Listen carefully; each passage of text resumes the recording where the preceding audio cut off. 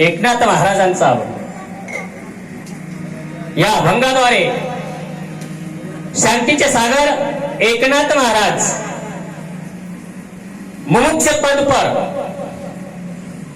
अभंगाची रचना करतात आणि आपल्याला सावध करण्याचा प्रयत्न करतायत की बाबांनो, जीवनात येऊन करायचं तरी काय, आणि जे जीवन तुम्ही या ठिकाणी प्राप्त केलंय इहलोकीमध्ये, तर हे जीवन कशा प्रकारे तुम्ही या जीवनात इहलोकीच्या यात्रेत तुम्ही आलात, तर त्याच्या पहिल्या चरणामध्ये माझे शांतीचे सागर सांगतात, प्रारब्ध क्रियामान संचिताचा भोग.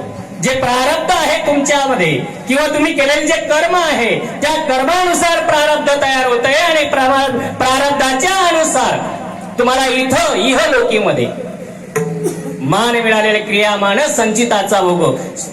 प्रारब्ध वेगळं आहे, संचित वेगळं आहे, नसीब वेगळं आहे, आणि तुम्ही तुमच्या साध्या बोली भाषेत म्हणतात ना लक, ते वेगळं आहे. या ठिकाणी नाथसागर म्हणतात, प्रारब्ध क्रिया मान संचिताचा भोग, भोगिल्याचा भोग तो न सुटे.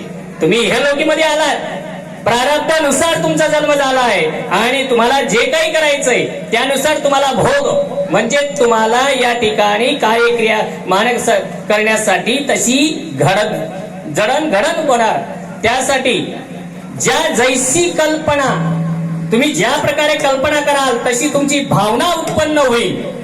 म्हणून माणसानं जीवनात कसे विचार करायला पाहिजे, कशा कल्पना आपल्या मनात आणायला पाहिजे, कशा भावना उत्पन्न करायला पाहिजे, ते नाथसागर या अभंगाद्वारे द्वितीय चरणामध्ये म्हणतात की ज्या जैसी कल्पना त्या तैसी भावना, आणि तिची वासना टाकून ठेवली, आणि एकदा ती जर जळली तर शेवटी मरेपर्यंत नव्हे तर जन्मोजन्मीपर्यंत ती वासना जात नाही.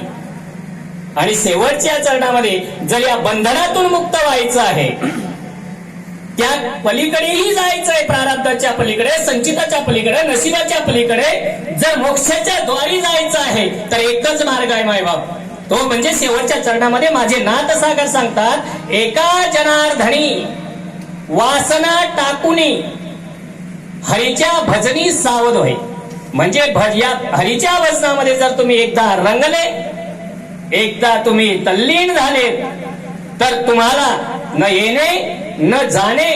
जीवनामध्ये एकनाथ महाराज आपणा सर्व मानव जातीला नव्हे तर जीवसृष्टीत सर्व प्राण्यांना ज्याला समजतंय त्याला एकच संदेश देतायत, किंवा सावध करतायत, किंवा समजावून सांगतायत की बाबांनो, प्रारब्ध क्रिया मान संचिताचा भोग, भोगिल्याचा भोग तो न सुटे. ज्या जैसी कल्पना त्या तैसी भावना, तिची वासना जळून ठेवली. प्रारब्ध एका जनार्दनी वासना टाकुनी हरीच्या भजनी सावध होई. विठ्ठल